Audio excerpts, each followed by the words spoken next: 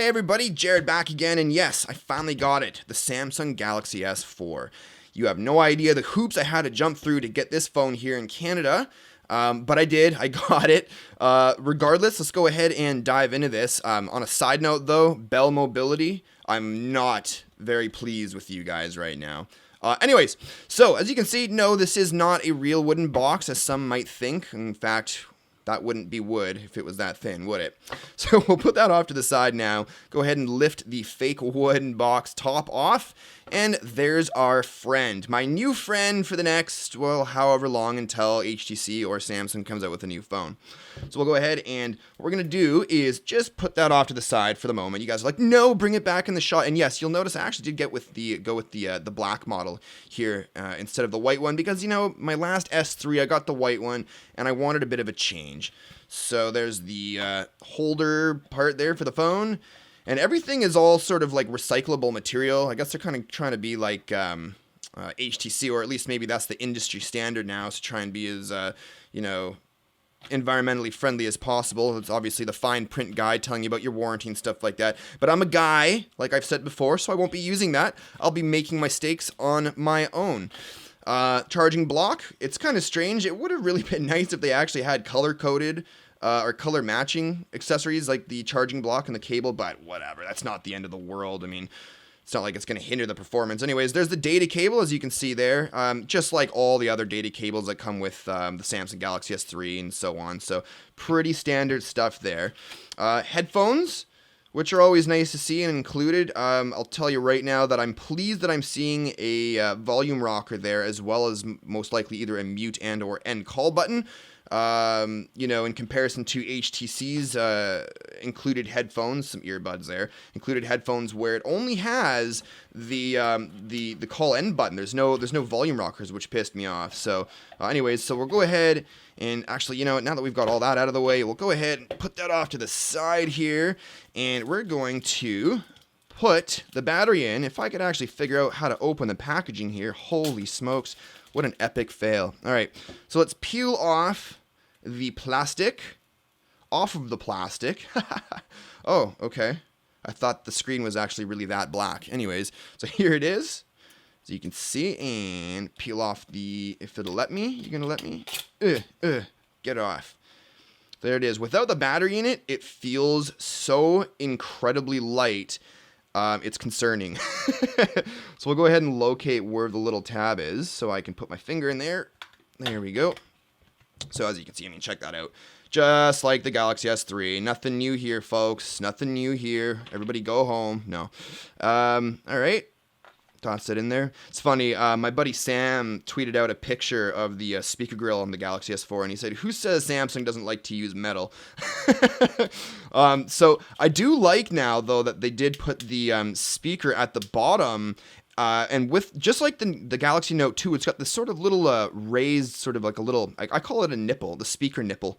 And that's just so that when you do have it down on the ground, it actually raises the speaker out just a tad so that when you do receive phone calls and things like that, it's not muffled by the table. So the battery's in, and even with the battery in, that really didn't add a whole lot to the weight. I mean, this is just incredibly, incredibly lightweight. In fact, just to bring it in, there's my HTC One, and yeah, I mean, yeah, you can tell a difference, that's for sure. So we'll go ahead and power this on. I've already got hair and fingerprints on the screen. I'm just wicked at doing that, aren't I? That's what you get for having a dog. So hopefully this powers up relatively quick. And we've got a pretty blue LED indicator at the top left-hand corner there. Of course, there's our 2-megapixel front-facing camera. And there we go. Capacitive buttons, blah, blah, blah. Everything's booting up. There we go. And we'll get into next. And I'll put my SIM card in you later. I'll put it in you later. And got through that. We're just going to go ahead and skip. I'm probably going to do a factory reset and just kind of end user license. I agree. Get through here. Skip. No, go away. Not now, go away. Okay. Holy smokes. Oh, skip. There we go. And so the setup teaches you right off the bat about the some of the fancy features they've got here that makes you feel like a magician. So the S-Beam, Air View, Air Gesture, Voice Control, Smart Stay, Smart Pause, Smart Scroll, Easy Mode for the noobs out there, and Adapt Display.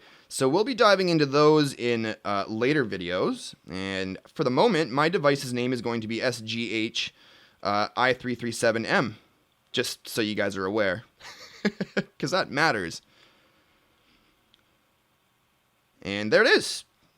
So it's booted up. And as I would expect, oh, look at that. There was a little bit of startup lag there. Oh, Samsung, don't get me started. I'm sure that was just the boot up lag though, right? Go ahead and jump into here. Oh, wait, one thing I did want to see is, bam, I love that. That's awesome. The one thing that the HTC One is lacking is power toggles right from the notification pull down. So that's a breath of fresh air. That'll be interesting for me to play around with. And yeah, oh, look at that. Menus set up in a bunch of different tabs. Not sure how I feel about that just yet. I might like it, might not like it. Anyways, guys, yeah, more videos to come. So far, it feels snappy. I really can't give you my first impression, as I'm sure some of you are probably watching first impressions videos after they pull it out of the box, but I think it's a little too early to give a first impressions. But it feels snappy, just like my HTC One, just like I would expect out of a brand new device with a Snapdragon 600 and a, good 2 gigs of RAM.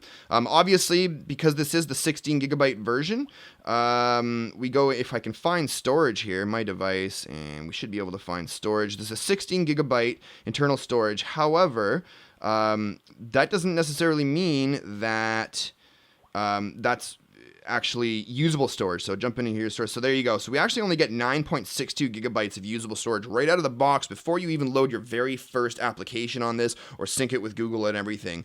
So no wonder you're going to need a expandable SD card, and I guess that's why HTC One started out with 32 gigs, and you can go up to the 64 gigs if you want to. But again, expandable storage, so that's why they're like, hey, we'll give you the 16 gigabyte version, and you can go ahead and purchase your own SD card, you schmuck. No, that's not what they say. Anyways, guys, there'll be more videos, so stay tuned for those. Thanks for watching. Click that likes, subscribe, follow me on Twitter and Google+, and we'll see you soon. Cheers, guys.